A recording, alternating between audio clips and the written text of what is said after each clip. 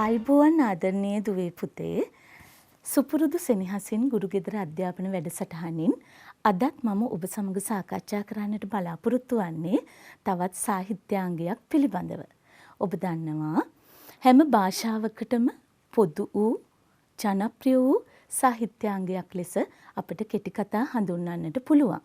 මම දන්නවා මේ වන විට අපේ දරුවෝ ඔබට නියමිත කෙටි කතා සංග්‍රහයේ කෙටි කතා කිහිපයක්ම කියවලා ඇති. නමුත් දුවේ පුතේ අපි මුලින්ම අවබෝධ කරගන්න ඕනේ කෙටි කතාවක් කියලා කියන්නේ මොකක්ද? කෙටි කතාව හා බැඳුණු පෙර අපරදෙදික විචාරකයන් ඉදිරිපත් කළ නිර්වචන පිළිබඳව, ඒ වගේම කෙටි කතාවේ මූලධර්ම පිළිබඳව, එමෙන්ම සිංහල කෙටි කතාවේ ප්‍රභවය හා විකාශනය යන මේ කරුණු පිළිබඳව අප දැනුවත් විය යුතුයි.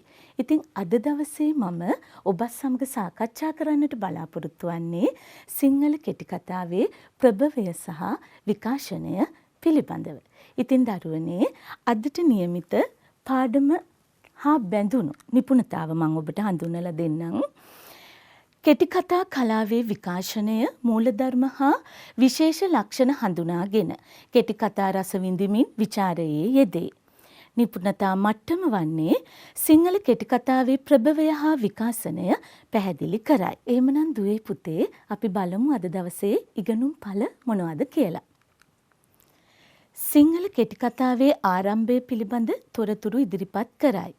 සිංහල කෙටි කතාවේ පුරෝගාමී කර්තෘවරුන් හා ඔවුන්ගේ නිර්මාණ අගය කරයි. දේශීය කෙටි කතාවේ විවිධ තේමා, ආකෘති සහ ප්‍රවණතා පැහැදිලි කරයි. විවිධ තේමා සහ ආකෘති සහිත කෙටි කතා කියවීමට පෙළඹේ. ඉතින් දරුවනේ අපි අද දවසේ හඳුනා ගනිමු කෙටි කතාව යනු කුමක්ද?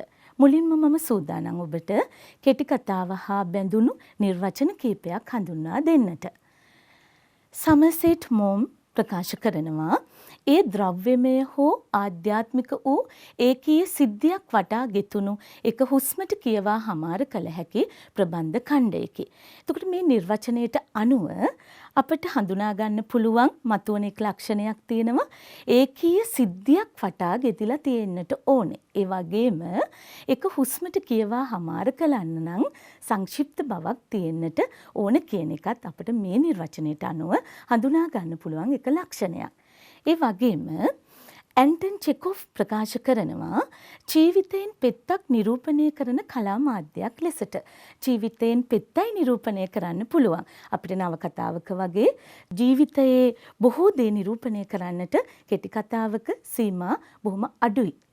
ඒ වගේම ආචාර්ය විලියම් මේ ඩෝසන්ට අනුව එක් සිද්ධියකට හා එක් තැනැත්තෙකුට සංග්‍රහ කෙරෙන සැබෑ කලාව කෙටි කතාව වේ යනුවෙන් තවත් නිර්වචනයක් ඉදිරිපත් කරනවා. ඒ වගේම මාටින් වික්‍රමසිංහයන් පහත සඳහන් සියලුම රචනයන් කෙටි කතා ලෙස සලකලා තියෙනවා. බලන්නේ මොනවද කියලා. එකම සිදුවීමක් මුල් කොටගෙන රචිත කතාව. චරිතාංගයක් නිරූපණය සඳහා ලියන ලද ආඛ්‍යායිකාව. සිදුවීම් කිහිපයක් ඇසුරින් රචිත කතාව. කිසියම් අවස්ථාවක මිනිසෙකුගේ සිතට නැගුණු හැඟීමක් විවරණය කරනු සඳහා කරන ලද රචනය. කෙනෙකුගේ යටි සිතෙහි සැඟවුණු හැඟීමක් හෙළි කෙරෙන විවරණය. උපහාසය හා මායා කතාව. බලන්න දරුවනේ මාටින් වික්‍රමසිංහයන්ගේ මේ අදහස් වලින් මම කිහිපයක් ඔබට ඉස්මතු කර දක්වනවා. එකම සිදුවීමක්, ඒ වගේම චරිතාංගයක්. කිසියම් අවස්ථාවක මිනිසෙකුගේ සිතට නැගුණු හැඟීමක්. මෙන්න මේ අදහස් අර අපි කලින් කතා කරපු නිර්වචනත් එක්ක අපිට දැනෙනවා සමානතාවක්. අපි දන්නවා දරුවනේ කවිය වගේම කෙටි කතාවටත් අපිට එක නිර්වචනයක් ඉදිරිපත් කරන්න බෑ. විවිධ විද්වතුන් ඉදිරිපත් කරපු නිර්වචන ඇසුරු කරගෙන අපි කෙටි කතාවේ ලක්ෂණ කිහිපයක් හඳුනා ගැනීමක් තමයි සිදුවන්නේ. කවියකත් එහෙමනේ. කවියක් මෙන්න මෙහෙමයි කියලා පැහැදිලි එක නිර්වචනයක් ඉදිරිපත් කරන්න බෑ. කෙටි කතාවත් ඒ වගේ. බලන්න තව දුරටත්.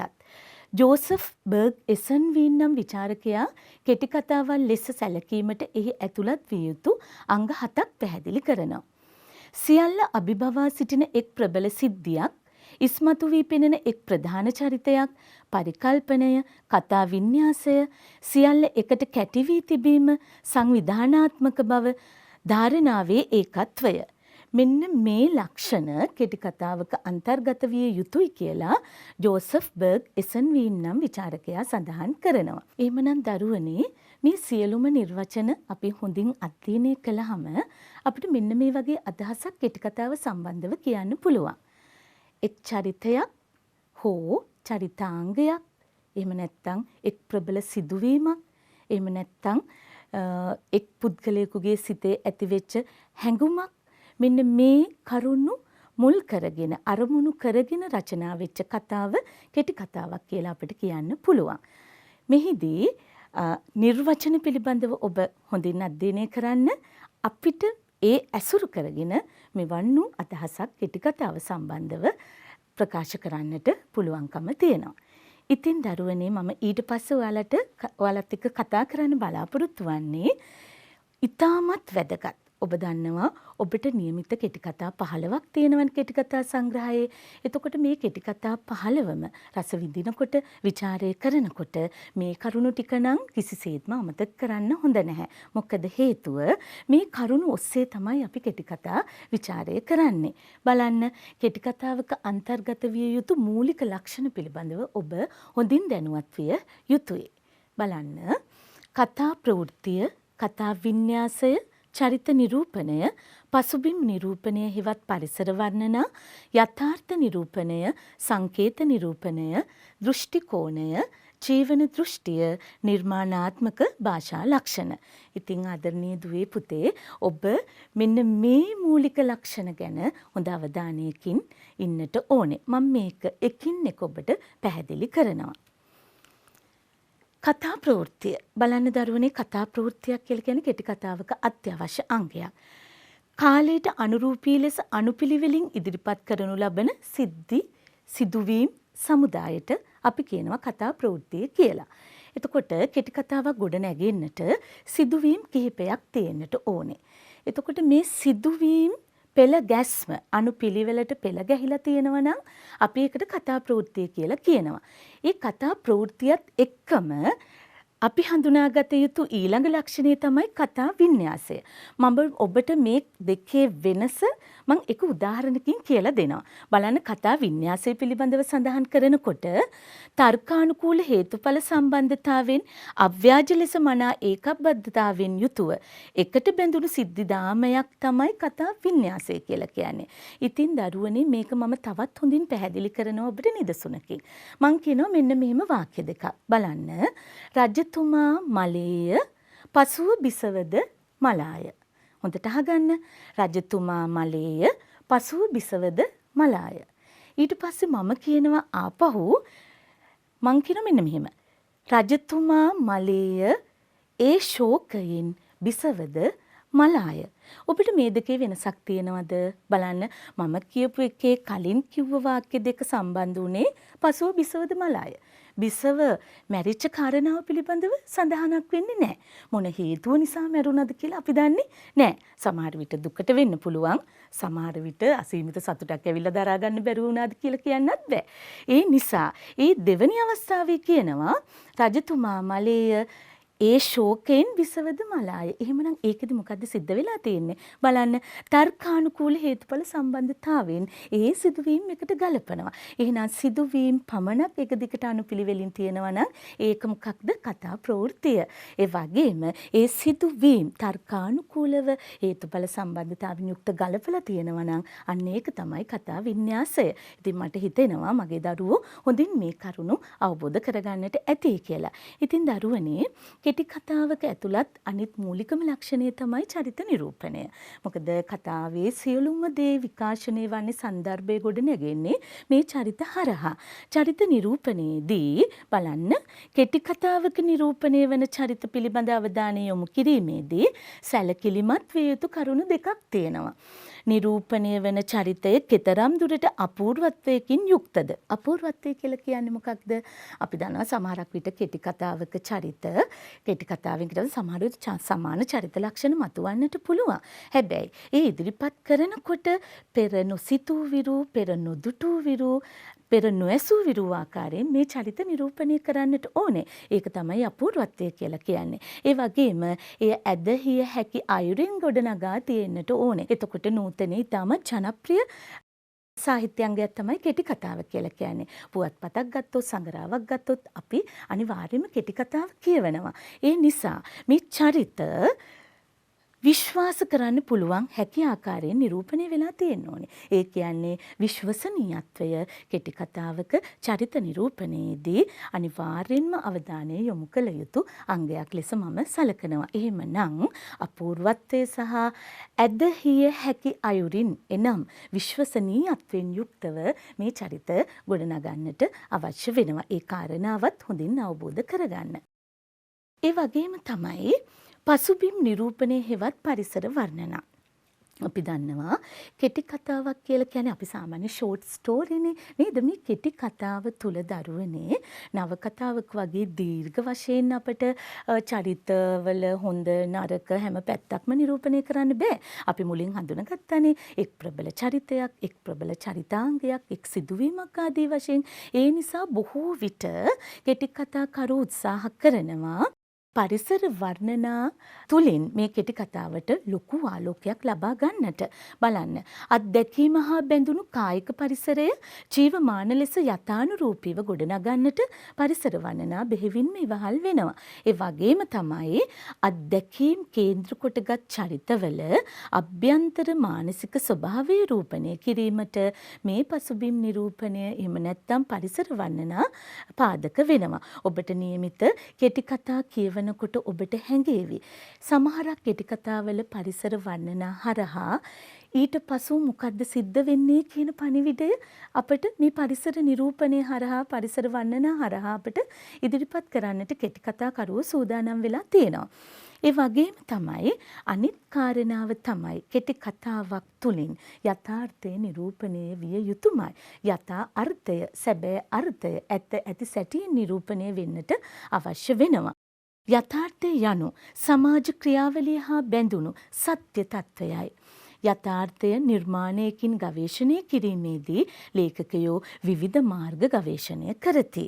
බලන්න යථාර්ථ නිරූපණයේ විවිධ අංග තියෙනවා. බලන්න විවිධ ක්‍රමවේදයන් තියෙනවා. මේකේ තියෙනවා බලන්න යථාර්ථවාදී රීතිය, සමාජවාදී රීතිය, අධියථාර්ථවාදී රීතිය, විවේචනාත්මක රීතිය, මායා යථාර්ථවාදී රීතිය වශයෙන්. එතකොට යථාර්ථය නිරූපණය කරන විට අපි දන්නවා ඔබට මම කෙටි කතාවේ ප්‍රභවය හා විකාශනය පිළිබඳව සාකච්ඡා කරනකොට මේ කරුණු තවදුරටත් පැහැදිලි කරනවා. එවිට අපිට දැනෙන දෙයක් තමයි කෙටි කතාවේ මූලධර්ම අතර ප්‍රධානම අංගයක් වෙනවා මොකද්ද? යථාර්ථ නිරූපණය. අපි දන්නවා දරුවනේ කවිය පිළිබඳව අපි කතා කරනකොටත් ඔබට මතක නම් අපි කියනවා සංකේත නිරූපණය ඉතාමත් ප්‍රබලව භාවිත කරන අවස්ථා අපි දකිනවා. මොකද කවිය කියන්නේ සංක්ෂිප්ත කලා මාධ්‍යයක්, කෙටි කතාව කියන්නේ සංක්ෂිප්ත කලා මාධ්‍යයක්. එතකොට මේ වගේ අවස්ථාවලදී මේ සංකේතයක් තුලින් ගොඩක් දේවල් කියන්න පුළුවන්. ඒ නිසා කෙටි කතා කරුවා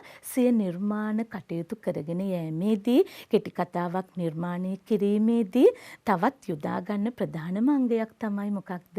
සංකේත නිරූපණය. බලන්න කෙටි කතා කරුවා විසින් කරනු ලබන්නේ තේමාව කේන්ද්‍ර කොටගත් සිදුවීමක් සියුම් භාව අවස්ථාවක් ලෙස ඉදිරිපත් කොට සංකේතාත්මක ලෙස රූපණය කිරීමයි. එහෙමනම් කෙටි කතාවක සංකේත නිරූපණය අතිශයම වැදගත් වෙනවා. මොකද නව කතාවක් වගේ කෙටි කතා කරුවාට ගොඩක් ඉඩකඩ නැහැ චරිත නිරූපණය සිදුවීම් නිරූපණය කරන්නට. එතකොට සංකේත හරහා ඉතාමත් දීර්ඝ විස්තරයක් කරන්නට ඔහුට හැකියාව ලැබෙනවා. අපි බලමු ඊට පස්සේ කෙටි කතාවක අන්තර්ගත ඊළඟ ලක්ෂණය මොකක්ද කියලා. බලන්න දෘෂ්ටි කෝණය. මේ පිළිබඳවත් අපි කවියේදීත් කතා කරනවා නේද? එහෙමනම් බලන්න ලේඛකයා විසින් අත්දැකීම ඉදිරිපත් කරනු ලබන ආකාරය තමයි දෘෂ්ටි කෝණය කියලා කියන්නේ. මේකට අපි කතන ක්‍රමය කියලාත් කියනවා. කෙටි කතාවට අවශ්‍ය සියලුම සිදුවීම් තියෙනවා. ඒ කතා වින්‍යාසය ඔස්සේ සිදුවීම් මනාව තර්කානුකූලව ගලපනවා. ඊට පස්සේ කෙටි කතා කරුවා උත්සාහ කරනවා මම මොන කතන ක්‍රමය ඔස්සේද මේ කෙටි කතාව නිර්මාණය කරන්නේ කරන්නේ කියලා. එහිදී අපි දන්නවා ප්‍රධාන දෘෂ්ටි කෝණ 4ක් තියෙනවා දරුවනේ. උසස් පෙළ සිංහල කෙටි කතා අධ්‍යයනය කරනකොට විශේෂයෙන්ම වැදගත් වන්නේ උත්තම පුරුෂ දෘෂ්ටි කෝණයයි ප්‍රථම පුරුෂ දෘෂ්ටි කෝණයයි. නමුත් තවත් තියෙනවා නාට්‍යමය දෘෂ්ටි කෝණය සහ බහු ආත්ම භාෂණ දෘෂ්ටි කෝණය කියලා දෘෂ්ටි කෝණ 4ක්. උත්තම පුරුෂ දෘෂ්ටි කෝණය කියලා කියන්නේ දරුවනේ අත්දැකීම මගේ කරගෙන මම කියන විදිහට අත්දැකීම් ඉදිරිපත් කරනවා. බලන්න ඔබ මේ වෙනකොටත් කියවලා තියෙනවා නම් ජී.බී. සේනානායකයන්ගේ වෙසක් පහන කෙටි කතාව. වෙසක් පහන කෙටි කතාව උත්තම පුරුෂ දෘෂ්ටි කෝණයෙන් තමයි නිර්මාණය වෙලා තියෙන්නේ.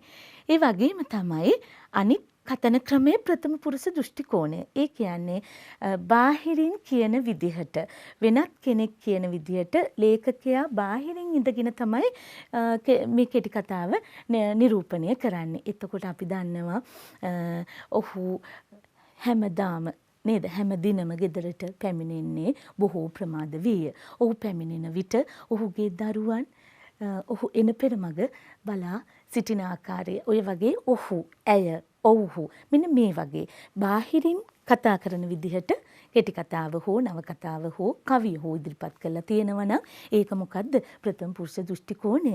උදාහරණයක් විදිහට දරුවනේ ඔබට නියමිත පළවෙනි කෙටි කතාව මේ වෙනකොට කොහොමත් කියවලා ඇතිනේ. මාර්ටින් වික්‍රමසිංහයන්ගේ වහල්ලු කෙටි කතාව ප්‍රථම පුරුෂ දෘෂ්ටි කෝණයෙන් තමයි රචනා වෙලා තියෙන්නේ. ඒ වගේම නාට්‍යමය දෘෂ්ටි කෝණය සංවාද ගීත ආදිය මගින් කතාව ඉදිරිපත් කරනවා නම් ඒක නාට්‍යමය දෘෂ්ටි කෝණය වෙනවා. ඒ වගේම බහු ආත්ම භාෂණ දෘෂ්ටි කෝණය. බලන දරුවනේ බහු ආත්ම භාෂණ දෘෂ්ටි කෝණය කියලා කියන්නේ පුද්ගලයන් කිහිප දෙනෙකුගේ මාර්ගයෙන් කතාව ඉදිරිපත් කරනවා. එතකොට ඒ බහුආත්ම භාෂණ දෘෂ්ටි කෝණයත් නූතන කෙටි කතාකරුවෝ ඉතාමත් ප්‍රිය කරන කතන ක්‍රමයක් ලෙස හඳුන්වන්න පුළුවන්. එහෙමනම් දැන් දරුවෝ දන්නවා කෙටි කතාවක් ඉදිරිපත් කරන කතන ක්‍රම කිහිපයක් තියෙනවා. උත්තම පුරුෂ දෘෂ්ටි කෝණය, ප්‍රථම පුරුෂ දෘෂ්ටි කෝණය, නාට්‍යමය දෘෂ්ටි කෝණය සහ බහුආත්ම භාෂණ දෘෂ්ටි කෝණය. එතකොට දැන් ඔබට මේ දැනුවත් වීමත් සමගම ඔබට නියමිත කෙටි කතා රස විඳිනකොට විචාරය කරනකොට එකින් එක කෙටි කතාව ඔබට හඳුනා ගන්න පුළුවන්. මේ කෙටි කතාව කොහොමද ඉදිරිපත් කරලා තියෙන්නේ, මොන දෘෂ්ටි කෝණයෙන්ද ඉදිරිපත් කරලා තියෙන්නේ කියන කරුණු කාරණා. ඒ වගේම කෙටි කතාවක මූලධර්ම අතර ඉතාමත්ම වැදගත්කමක් උසුලන මූලධර්මය තමයි මොකද්ද? ජීවන දෘෂ්ටිය. ලේඛකයා විෂය කරගත් ජීවන අත්දැකීම පරිකල්පනයෙන් ජීවිතය, මනුෂ්‍යත්වය හෝ සමාජ ක්‍රියාවලිය විෂයේ හෙළන ආකල්පය, ජීවිතය දෙස හෙළන දෘෂ්ටිය, දැක්ම තමයි ජීවන දෘෂ්ටිය කියලා කියන්නේ. ඒ ඔස්සේ කෙටි කතා නිර්මාණය වෙනකොට අපි දන්නව දරුවනේ ඕනෑම සාහිත්‍ය නිර්මාණයක් අපි කියනවා ආනන්දයෙන් පටන්ගෙන ප්‍රඥාවෙන් කෙලවර විය යුතුයි කියලා. එතකොට මේ කෙටි කතා තුළින් අප ජීවිතයට යමක් ලබා ගැනීමේදී කෙටි කතා කරුවාගේ ජීවන දෘෂ්ටිය, ජීවන දැක්ම අතිශයම වැදගත් වෙනවා. ඒ ඔස්සේ තමයි අපි කෙටි කතාව රස විඳිනවා විතරක් නෙවෙයි, ඒ හරහා අපේ ජීවිතයට යමක් එක් කරගන්නේ. බලන්න ඔබ මේ වෙනකොට හරි ආසාවෙන් කියවනවනේ වෙසක් පහන වගේ කෙටි කතා. මොකද ළමා ලෝකය ඉතාමත් සුන්දර විදිහට මේ කෙටි කතාව තුළ විවරණය වෙනවා. ඒ කෙටි කතාවේ අපි දකිනවා සහෝදරත්වය, ළමයින්ගේ තියෙන සොඳුරු මානසික ස්වභාවය නේද? එතකොට ඒ වගේම සහෝදර ප්‍රේමය, අම්මා දරුවන් අතර තියෙන බැඳීම, ඒ වගේ නංගි කෙටි කතාව බලන්නකෝ ඇලැව්වල නන්දි මිත්‍රයන්ගේ ඒ කෙටි කතා තුළින් දෙන ජීවන දෘෂ්ටිය හැමදාටම වටිනවා. එදාටත් අදටත් මතුවටත් කෙටි කතාකරුවාගේ ජීවන දෘෂ්ටිය හරි ප්‍රබලයි. ඒකයි මම කිව්වේ කෙටි කතාවක ලක්ෂණ අතර ජීවන දෘෂ්ටියට ඉතාමත් ප්‍රබල ස්ථානයක් හිමි වෙනවා කියන එක.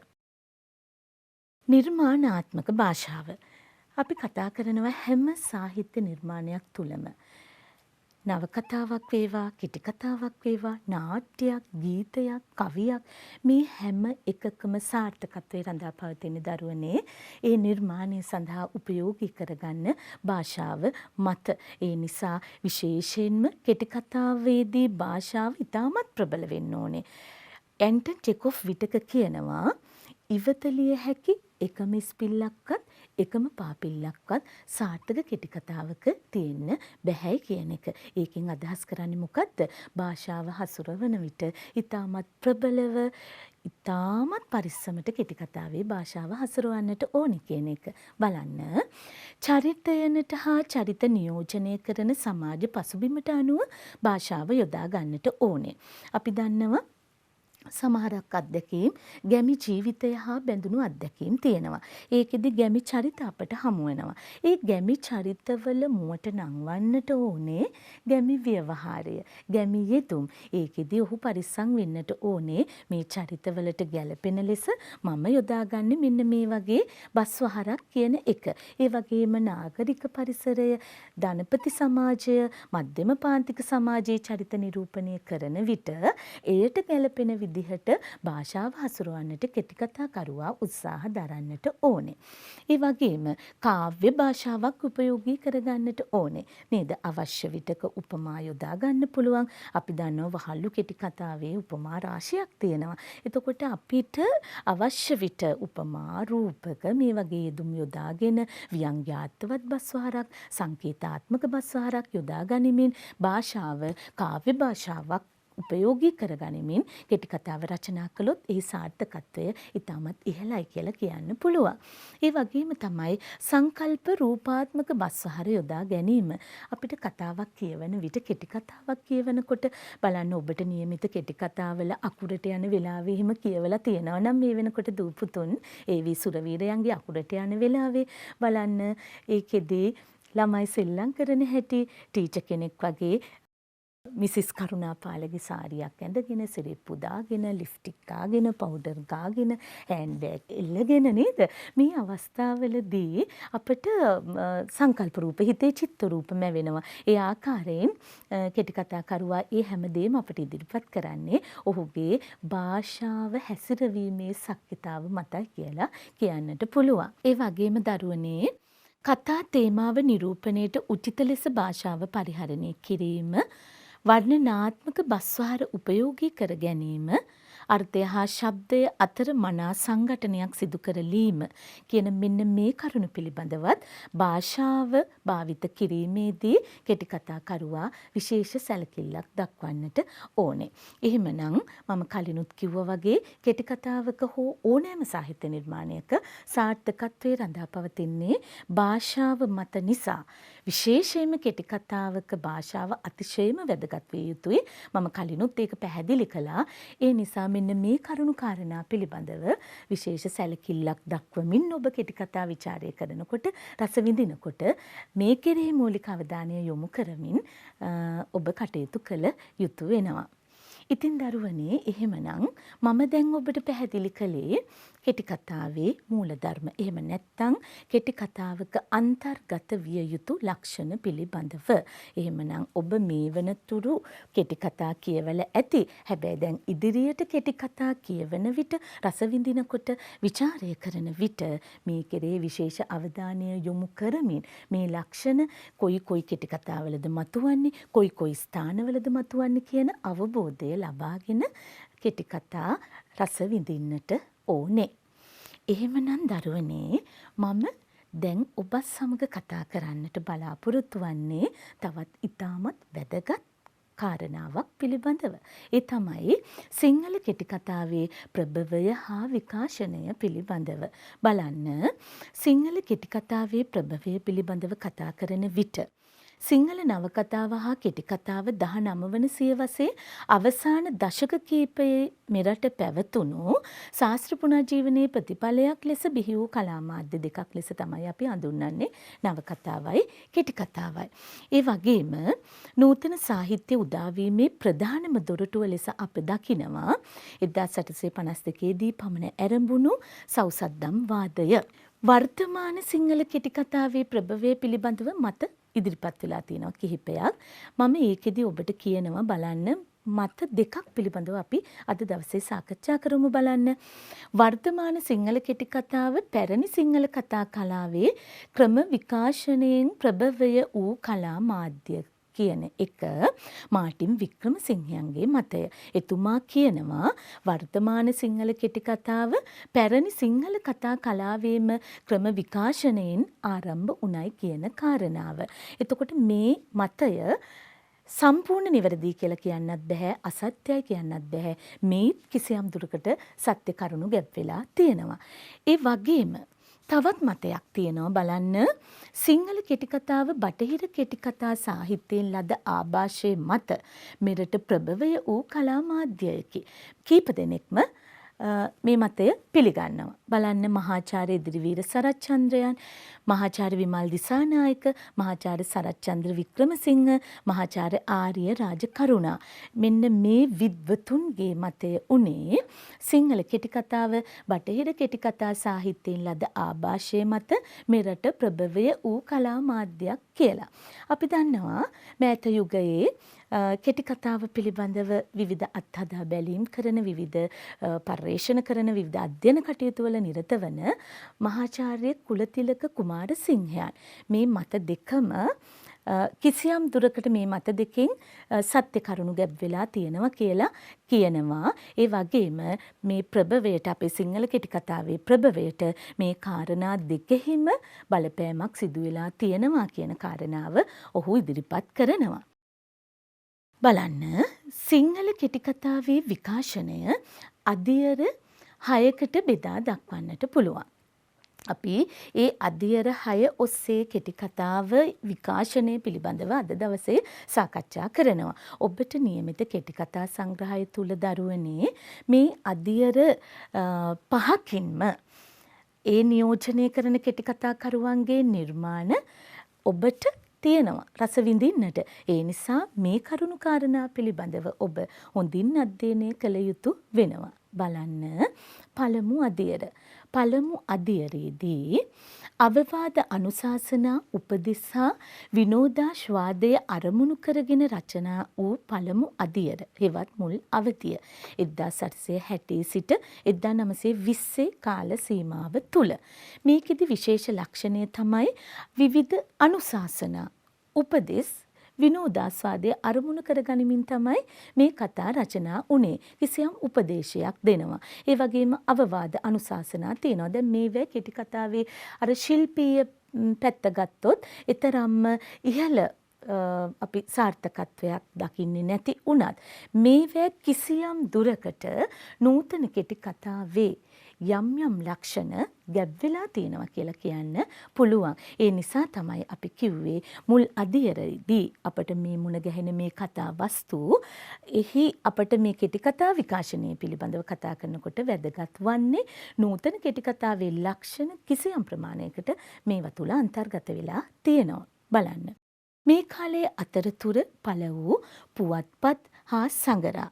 ඒ පුවත්පත් සඟරාවල කතා වස්තු පළ වුණා. ඒ කතා වස්තු පළවෙච්ච පුවත්පත් සඟරා කීපයක් මම ඔබට හඳුන්වන්නම්. ලක්රිවි කිරණ, ලක්මිනි පහන, ඥානාර්ථ ප්‍රදීපය, සරසවි සඳරැස, සිංහල ජාතිය, සිංහල බෞද්ධයා, දිනමින, සිළුමින. එතකොට දරුවනේ මේ පුවත්පත්වල සඟරාවල විවිධ ආගමික මතිමතාන්තර විවිධ වාද විවාදත් තිබුණා. ඒ වගේම මේ සඟරා පුවත්පත් අර සහෘදයාට ලං කරන්නට මේවැ කතා වස්තු පළ වුණා. අර මම කියපු ඒ කතා වස්තු තුල නූතන කෙටි කතා ලක්ෂණ ගැබ් වෙලා තියෙනවා. බලන්න අපි හඳුනා ගනිමු එවන් කතා වස්තු කිහිපයක්. ප්‍රාණය මාරු කොට ගැනීම, ලෝභයෝ දෙන්නෙක්ගේ කතාව, ලී හත නොහොත් එකඟකම, අන්ධයා සහ කොරා. අර මම කියපු පුවත්පත් සඟරාවල පළ වූ කතා වස්තු කිහිපයක් තමයි මම ඔබට ඉදිරිපත් කළේ. ඒ වගේම කෙටි කතාවේ ප්‍රභවය හා විකාශනය පිළිබඳව කතා කරනකොට දුවේ පුතේ අපිට දෙවන අදියරත් වැදගත් වෙනවා. මම දැන් පළවෙනි අදියර ගැන කිව්වා යම් තාක් දුරට සන්දර්භය ආකෘතිය තුල අර මම කියපු නූතන කෙටි කතාවේ ලක්ෂණ පළමු වන අදියරේ අර කතා වස්තු තුලත් කිසියම් ප්‍රමාණයකට ඇතුළත් වෙලා තිබුණා. දෙවන අදියරේ බිහි වුණු කතා පිළිබඳව අපි අවධානය යොමු කළොත් ජනකතා, උපදේශ කතා, විත්ති කතා. බණ කතා හා කෙටි කතා අතර වෙනස හඳුනාගත හැකි ආකාරයේ කතා රචනා වූ දෙවන අදියර 1920 සිට 1944 කාල වකවානුව තුල. එහිදී නිර්මාණය වෙච්ච කෙටි කතාවලදී අපි ප්‍රථම සිංහල කෙටි කතාව ලෙස වී.ඩී. ද ලැනරෝල් මහතාගේ උපාසක මහත්තයා කියන කෙටි කතාව ප්‍රධාන වෙනවා. බලන්න. ඒ වගේම තව දුරටත් මේ අවධියේ කෙටි කතා රචනා කළ ලේඛකයන් අතර මාටින් වික්‍රමසිංහ, W.A. සිල්වා, හේමපාල මුනිදාස, T.G.W. ද සිල්වා ප්‍රධාන තැනක් ගන්නවා. අපි දන්නවා දරුවනේ නවකතා ගැන කියනකොට සිංහල ප්‍රථම කලාත්මක නවකතාව ලෙස අපි සලකන්නේ ගම්පෙරළිය නවකතාවනේ. එතකොට ගම්පෙරළිය නවකතාව රචනා කළේ මාටින් වික්‍රමසිංහයන්. එහෙනම් මේ දෙවන අදියරේදී කෙටි කතාවටත් දායකත්වය ලැබපු මාටින් වික්‍රමසිංහයන්ගේ නිර්මාණ අපට කෙටි කතා ලක්ෂණ, නූතන කෙටි කතා ලක්ෂණ පිළිබිඹු කරන ආකාරය දැක බලා ගන්නට පුළුවන්. මේකෙදි විශේෂයෙන්ම කියන්න ඕනේ ජාතක කතා ගත්තොත් අපි ජාතක කතාත් කෙටි නේද? ඒ වගේම මේකෙන් ජීවිතාදර්ශයක් දෙනවා. දැන් ඒ බණ කතා සාහිත්‍යයේ ආభాෂය මේ යුගයේ කෙටි කතාකරුවන් තුළ දක්නට ලැබෙනවා. මාටින් වික්‍රමසිංහයන්ගේ නරක් වූ පිටිබඳුන වගේ කෙටි කතාවක් ගත්තොත් ඒ වගේම තමයි W.A. සිල්වාගේ වෛරෝඩිය වගේ කෙටි කතාවක් ගත්තොත්, හේමපාල මුනිදාසයන්ගේ ගනුදෙනුව වගේ කෙටි කතාවක් ගත්තොත් මේ කෙටි කතා තුළ තණ්හාවේ ආදීනව තමයි කියන්නේ. එතකොට ඒවට බණ කතා සාහිත්‍යයෙන් ලද ආభాෂයට නිදසුන් දක්වන්නට පුළුවන්. කෙසේ නමුත් ඒ කෙටි කතා තුළ සමාජ යථාර්ථය, මිනිසුන්ගේ දුර්වලකම්, ඒ වගේම තෘෂ්ණාව නිසා විනාශයට පත්වන ආකාරය ඉදිරිපත් කරනවා. එතකොට මේ දෙවන අදියරේ කෙටි කතා පළවෙනි අදියරේ කෙටි කතාට වලට වැඩිය නූතන කෙටි කතාවලට බොහෝම සමීප බවක් දක්වන්නට උත්සාහ කරනවා. ඒවා අපිට කෙටි කතා, මෙන්න මේක කෙටි කතා, මෙන්න මේක බණ කතාවක්, මෙන්න මේක ජන කතාවක් කියලා අපිට වෙන් කර හඳුනා ගන්නට පුළුවන් ආකාරයේ නිර්මාණ දෙවන අදියරේදී බිහි වුණා කියලා කියන්න පුළුවන්. බලන්න මේ අදියර නියෝජනය කරන අපේ මාටින් වික්‍රමසිංහයන් විසින් නිර්මාණය වෙච්ච කෙටි කතා සංග්‍රහ කීපයක් මම ඔබට හඳුන්වලා දෙනවා. ගැහැණියක් කෙටි කතා සංග්‍රහය, මගුල් ගෙදර හා චරිතාදර්ශ කතා, පව්කාරයාට ගල් ගැසීම, මගේ කතාව, වහල්ලු. වහල්ලු ඔබට හුරුයි. ඒකට හේතුව තමයි මේ කෙටි කතා සංග්‍රහයේ ඇතුළත් කෙටි කතාව වහල්ලුවේ නමින්ම ඔබට නියමිත කෙටි කතා සංග්‍රහය තුල එය අන්තර්ගත කරලා තියෙනවා. ඒ වගේම අපි ඊට පස්සේ හඳුනා ගන්නවා දෙවන අදියර. දැන් අපි අදියරවල් දෙකක් සාකච්ඡා කරලා තියෙන්නේ සිංහල කෙටි කතාවේ විකාශනය පිළිබඳව කරුණු ඉදිරිපත් කරන විට. බලන්න දෙවන අදියරේ එඩ්ගා ඇලන් පෝ, ගීත මෝපසාන්, ඇන්ටන් චෙකොෆ් බඳු විශ්ව කෙටි කතාකරුවන් කේන්ද්‍ර කොටගත් කතා සම්ප්‍රදායන්ගෙන් ආభాෂය ලැබූ සිංහල කෙටි කතා රචනා වූ අදියරක් ලෙස අපට තෙවන අදියර හඳුන්වන්න පුළුවන්. එහෙනම් තෙවන අදියරේදී කෙටි කතාකරුවන් එඩ්ගා ඇලන් පෝ, ගීත මෝපසාන් ආදී කෙටි කතාකරුවන්ගේ ආభాෂය ලබා ගන්නට උත්සාහ කළා කියලා අපිට කියන්නට පුළුවන්. බලන්න ඒ අතර අපි දන්නවා කෙටි කතා කලාව වෙනත්ම පැත්තකට, නැවුම් පැත්තකට යොමු කරපු කෙටි කතාකරුවෙක් තමයි කවුද? ජී.බී. සේනානායකයන්. පද්‍ය සාහිත්‍යයේදීත් එහෙමයි, කෙටි කතා සාහිත්‍යයේදීත් එහෙමයි. ඔහුගේ කෙටි කතා සංග්‍රහ අතර දුප්පතුන් නැති ලෝකය, පලිගැනීම, මිතුරිය, ගමන ප්‍රධාන වෙනවා. ජී.බී. සේනානායකයන්ගේ දුප්පතුන් නැති ලෝකය කියන කෙටි කතා සංග්‍රහයෙන් උපුටාගත් වෙසක් පහන කෙටි කතාව ඔබ මේ වෙනකොට කියවලා ඇතිනේ. ඔබ ඉතාමත් ආශාවෙන් මේ කෙටි කතාව කියවනවා. ඇයි හේතුව? පෞල් සංස්ථාවක් තුළ සහෝදර බැඳීම් හරි අපූර්වට ඒ කෙටි කතාව තුළ ඉදිරිපත් කරනවා. ළමයින්ගේ මානසික ස්වභාවය බලන්න අයියලා නංගිලා වෙලාවකට රණ්ඩු වෙනවා. ආපහු දෙන්නට දෙන්න නැතුවම බෑ. මේක හරීම සජීවී විදිහට මේ කෙටි කතාව තුළ නිරූපණය වෙනවා. ඒ නිසා අපි හරි ආසාවෙන් මේ කෙටි කතාව කියවනවා. දෙමව්පිය දූ දරුවන් අතර තියෙන අසීමිත බැඳීම මේ සියල්ලම මේ කෙටි කතාව තුළ තියෙනවා. ඒ නිසා අපේ දරුවෝ හරිම කැමතියි මේ කෙටි කතාව රස විඳින්නට. ඉතින් ජී.බී. සේනානායකයන්ගේ මේ වගේ සමාජ යථාර්ථය, පෞල් සංස්ථා තුළ සහෝදර ප්‍රේමය, දූ දරු සෙනෙහස මෙන්න මේවා පාදක කරගනිමින් මේ යුගයේ කෙටි කතා නිර්මාණය කරපු ඉතාමත් දැවැන්ත චරිතයක් ලෙස මෙතුමා අපිට හඳුන්වන්නට පුළුවන්. ඒ වගේම ගුණදාස අමරසේකරයන් එතුමාගේ කෙටි කතා සංග්‍රහ ලෙස රතු රෝස මල, ජීවන සුවඳ, එකම කතාව, එක්ටැමින් පොළවට, කතා පහක්, ගල් පිළිමේ සහ බොල් පිළිමේ හඳුන්වලා දෙන්න පුළුවන්. ගුණදාස අමරසේකරයන්ගේ කෙටි කතාවකුත් ඔබට නියමිතයි. දිසොන්චිනා හාමි කෙටි කතාව ඔබ කියවල ඇති. අපි ගුණදාස අමරසේකරයන්ගේ කෙටි කතා තුල සමාජ යථාර්ථය, කාලීන සමාජ තොරතුරු පිළිබිඹු කරන ආකාරය ඒ කෙටි කතා අධ්‍යයනය කරන විට අපට පැහැදිලි වෙනවා.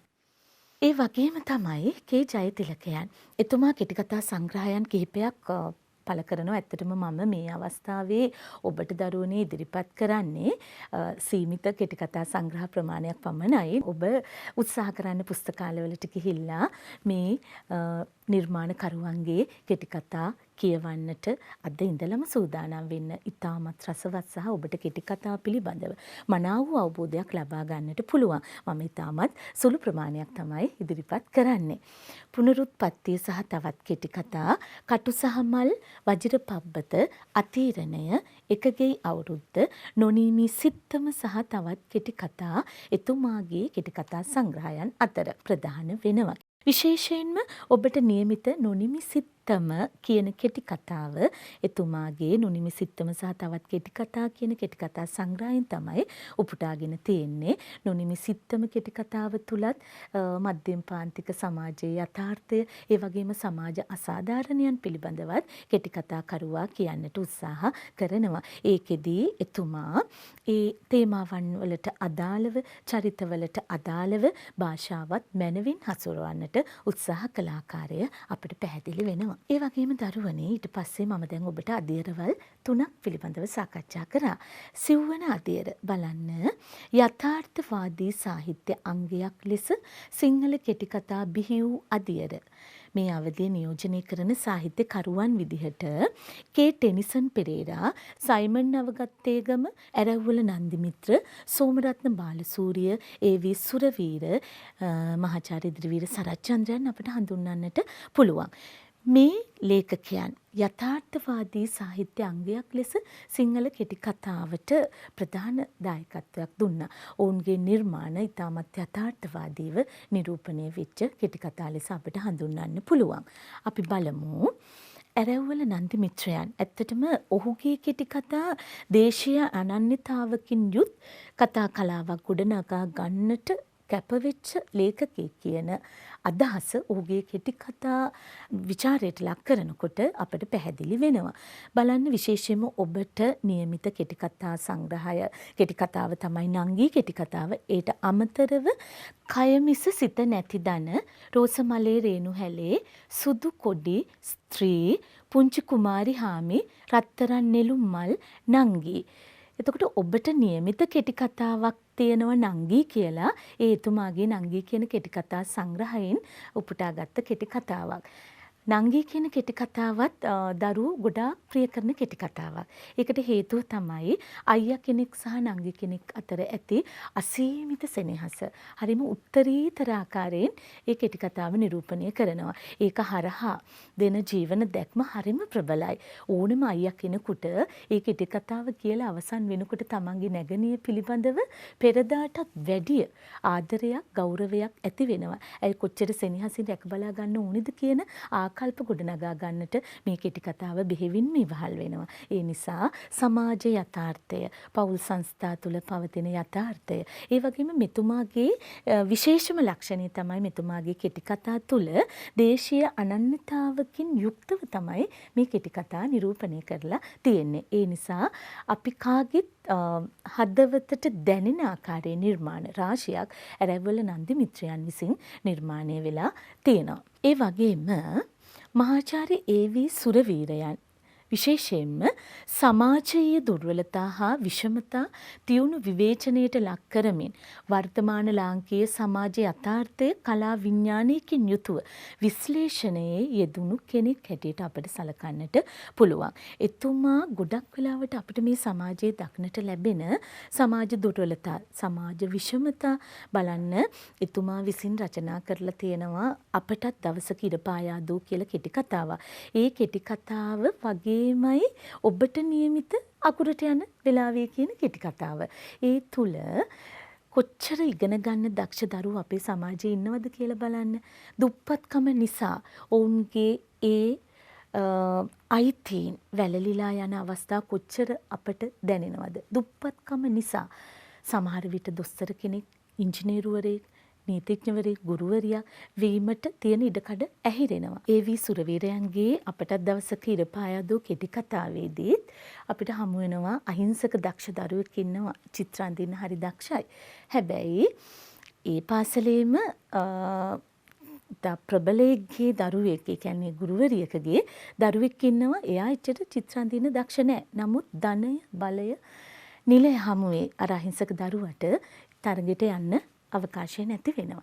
මේ වගේ සැබෑ සමාජ යථාර්ථයන් දුප්පත්කම නිසා තමන්ගේ හැකියාවන් යටපත් කරන්නට සිදුවන අවස්ථා ඔහුගේ කෙටි කතා තුළ දක්නට ලැබෙනවා. සමාජීය දුර්වලතා, සමාජ අසාධාරණතා. ඔබට නියමිත අකුරට යන වෙලාවේ කෙටි කතාව බලන්න දරුවනේ නේද? ඒකේ සුභද්‍රා කොච්චර දක්ෂ දරුවෙක්ද? කවි කියන්න පුළුවන් ඇයට, ගණන් හදන්න පුළුවන් ඇයට, රඟපාන්න පුළුවන් නේ? අර එයාගේ ගැමි පරිසරය තුළ එයාට ඉංග්‍රීසි විෂය පිළිබඳව ලොකු අවබෝධයක් නැති වුණත් එයා සේවය කරන්නට එන ගෙදර ඒ දරුවෝ කියන ගීත අහලා ඒ ඉංග්‍රීසි කවි ගායනා කරන්නට ඇය නිරතුරුවම උත්සාහ කරනවා. අනිත් ධනපති සමාජයේ මිසිස් කරුණාපාල, මිස්ටර් කරුණාපාල ඒ දෙදෙනාගේ දරුවන්ට මේ කවි හරියට කියන්න බෑ.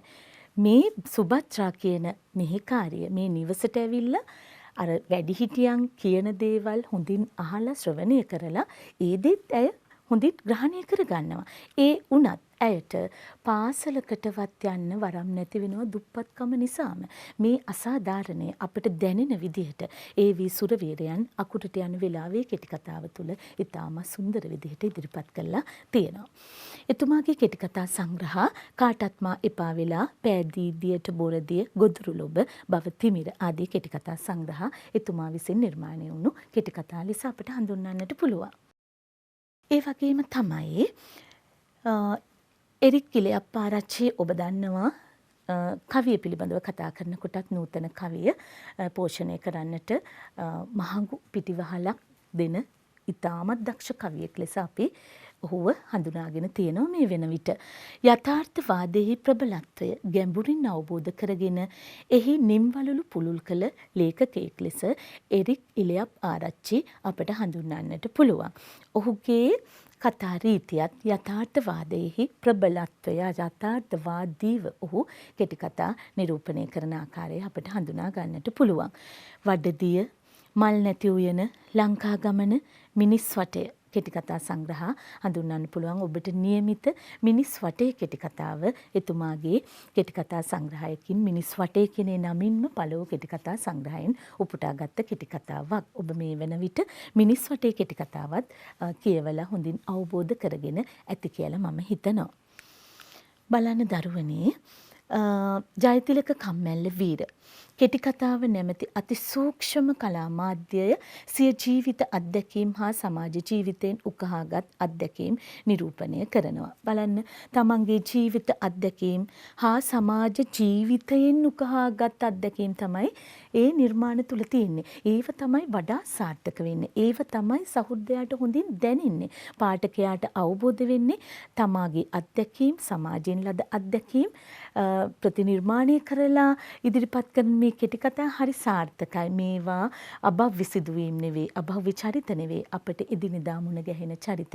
එදිනෙදා මිනිසුන්ගේ සිතුවිලි ක්‍රියා කරන ආකාරය ඉතාමත් යථාර්ථවාදීව මේ කෙටි කතා කරුවා සිය නිර්මාණ ඉදිරිපත් කරන්නට උත්සාහ දරනවා. කළු සපත්තු, මිනිස්සු, යක්කු සහ දෙවියෝ, තවත් කමලාවියක්, ලේ.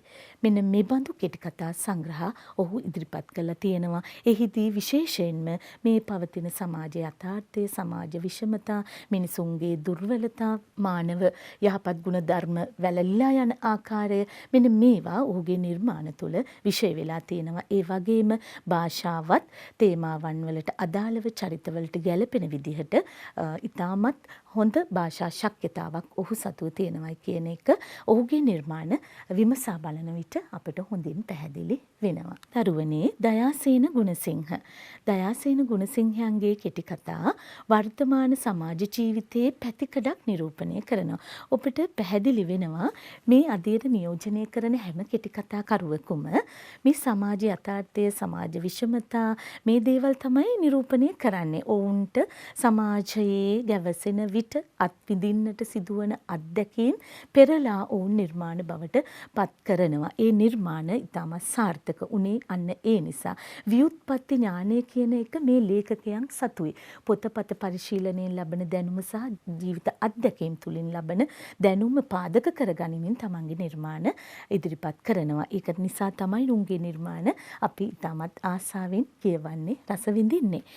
එතුමාගේ කෙටි කතා සංග්‍රහ අතර කැනල් පාරේ නිසාචරයෝ, කේතුමති හෝටලේ රාත්‍රියක්, මරුවාගේ හෝරාව හඳුන්වන්නට පුළුවන්. විශේෂයෙන්ම අධි යථාර්ථවාදී රීතිය මෙතුමාගේ කෙටි කතා තුළ දක්නට ලැබෙනවා. අපේ ලේඛකයෝ සමහරක් වෙලාවල් වලදී සිහිනය, අද්භූත දේවල් මගින් මේ කතාව ඉදිරිපත් කරනවා. ඇතැම් විට අධි යථාර්ථවාදී රීතිය අනුගමනය කරන ලේඛකයන් ලෙස දයාසේන ගුණසිංහයන් අපට හඳුන්වන්නට පුළුවන්. ජයතිලක කම්මැල්ල වීරයන් හඳුන්වන්නට පුළුවන්. අජිත් තිලකසේන වගේ කෙටි කතාකරුවෝ අපට වැදගත් වෙනවා. ඒ වගේම අපිට ඊට පස්සේ මම දැන් අධීරවල් 4ක් සාකච්ඡා කළා ඔයාලත් එක්ක. දැන් නැවත නැවත ඒ අධීරවල් නියෝජනය කරන ලේඛකයන් ඔවුන්ගේ කෙටි කතා සංග්‍රහ මොනවාද කියන එක හොඳින් අවබෝධයෙන් සිටින්නට ඕනේ ඔබ. බලන්න. 5 වන අධීර. නවීන කෙටි කතා කලාවෙන් ආලෝකය ලැබ කෙටි කතා රචනා වූ නව මගට ප්‍රවිෂ්ඨ වූ අවධිය. 5 වන අධීරයේදී අර නවීන කෙටි කතාවල අංග ලක්ෂණ මතු කරනවා.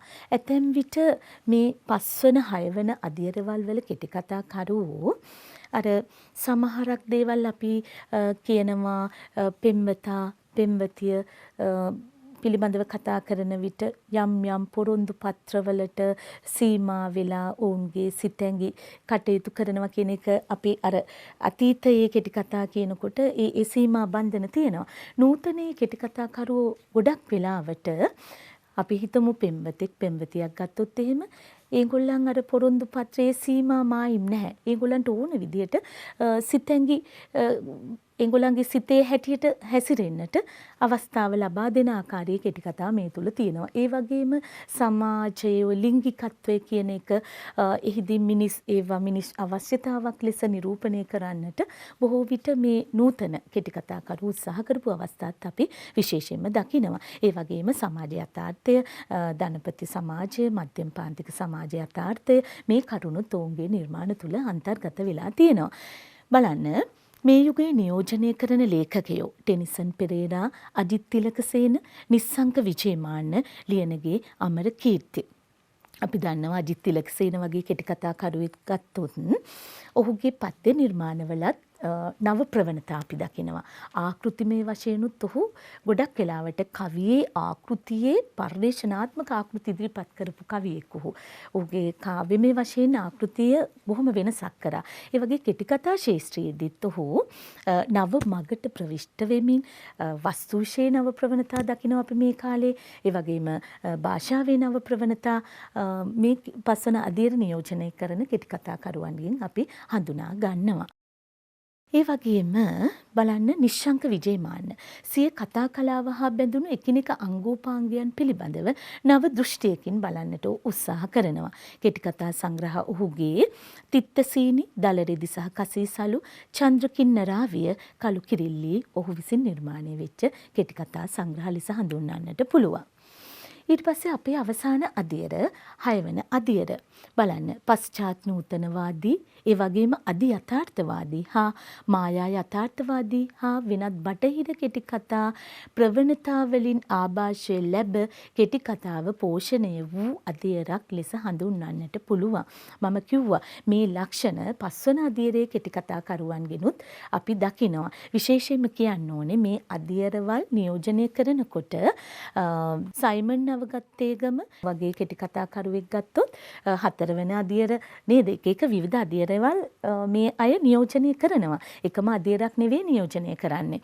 එතකොට මෙහිදී අර මම කියපු අලු බටහිර කෙටි කතාවේ ප්‍රවණතා වගේම අධි යථාර්ථවාදී කෙටි කතා කරණයේ නියැලෙන්නට ගොඩක් උත්සාහ කළා මේ 6 වන අදියරේ කෙටි කතා කරුවන්. විශේෂයෙන්ම මායා යථාර්ථවාදී කෙටි කතා අනුගමනය කරන්නටත් උත්සාහ කළා කියලා කියන්නට පුළුවන්. මම අර පෙරත් සඳහන් කරපු ආකාරයට අර සමාජ සම්මත වලින් බැහැරව යම් යම් අවස්ථාවලදී සිය ලේඛන කාර්යයන් වලදී අර මම කියපු අපි දන්නවා පෙම්වතා පෙම්වතිය ගත්තොත් අපේ පිළිගැනීමක් තියෙනවා ඔවුන්ගේ සිතැඟි ඔවුන්ට ඕන විදිහට ඉටු කරා ගන්නට බෑ ඒවැ කිසියම් පිළිවෙලක් ක්‍රමවේදයක් තියෙනවා කියන එක.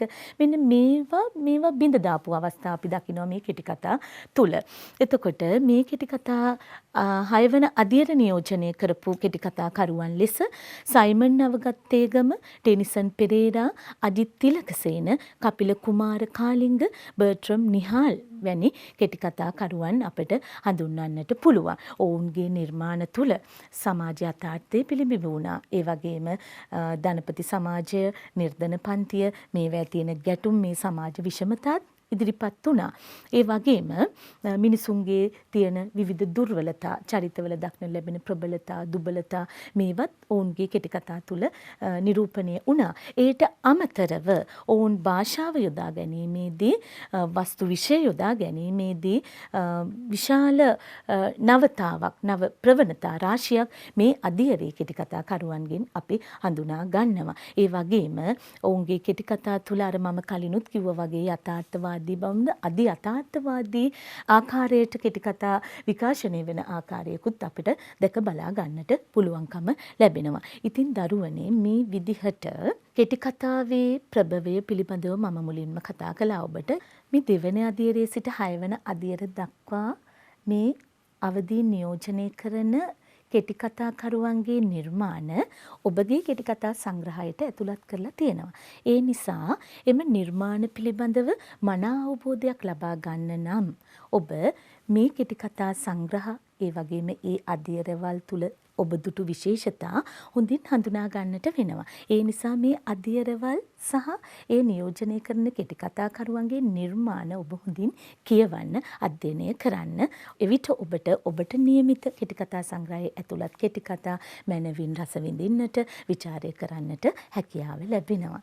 ඉතින් ආදරණීය දුවේ පුතේ, ඔබට එහෙනම් මම දැන් මේ ඇගයීමක් තුලින් තව දුරටත් ඔබ කෙටි කතා සම්බන්ධව අවධානය යොමු කරමින් කෙටි කතාවේ ප්‍රභවය හා විකාශනය මැනවින් අවබෝධ කරගනිමින් මේ ඇගයීම් වශයෙන් මම දෙන මේ විචාර ප්‍රශ්න වලට පිළිතුරු සපයලා ඔබගේ ආදරණීය ගුරු මෑණිවරුන්ට පියවරුන්ට පෙන්නලා එහි නිවැරදිතාව තහවුරු කරගන්න. සිංහල කෙටි කතාවේ ප්‍රභවය හා විකාශනය පිළිබඳ විමසන්න. කෙටි කතාවක අන්තර්ගත විය යුතු මූලික ලක්ෂණ පැහැදිලි කරන්න. එහෙමනම් ආදරණීය දුවේ පුතේ, අද දවසේ මම ඔබ සමග සාකච්ඡා කළා කෙටි කතාව යනු කුමක්ද, කෙටි කතාව හා බැඳුණු නිර්වචන මොනවද, එම නිර්වචන හරහා අපිට කෙටි කතාව කියන සාහිත්‍යාංගය පිළිබඳව හඳුනාගත හැකි ලක්ෂණ මොනවාද, විශේෂයෙන්ම කෙටි කතාවේ මූලධර්ම පිළිබඳව, ඒ වගේම සිංහල කෙටි කතාවේ ප්‍රභවය සහ විකාශනය පිළිබඳව අපි ඔබත් සමග මම අද දවසේ සාකච්ඡා කරා. මේ කරුණු කාරණා ඔබ හොඳින් හිතේ තියාගෙන මේ කෙටි කතා කරුවන්ගේ හැම නිර්මාණයක්ම කියවන්නට උත්සාහ කරන්න. කියවීම මිනිසා සම්පූර්ණ කරනවනේ දරුවනේ. එතකොට ඔබටත් දන්නේම නැතිව කෙටි කතාවක් ලියන්නට හිතේවි. කෙටි කතා සංග්‍රහයක් පළ කරන්නට හිතේවි. මේ වගේ දැවැන්ත චරිත බවට පත්වෙන්නට හිතේවි. ඒ නිසා ඔබට ඒ ශක්තිය ලැබේවා කියා මම අවසාන වශයෙන් ප්‍රාර්ථනා කරනවා. එහෙමනම් ආදරණීය දුවේ පුතේ නැවතත් ගුරුගෙදර අධ්‍යාපනික වැඩසටහනකින් ඔබ හමු වන බලාපොරොත්තුවෙන් මම අද ඔබෙන් සමුගන්නවා. සියලුම දූ පුතුන්ට ආයුබෝවන්.